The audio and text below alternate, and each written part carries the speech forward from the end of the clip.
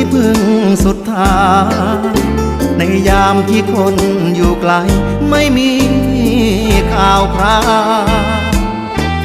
แค่คิดว่าใจก็ถึง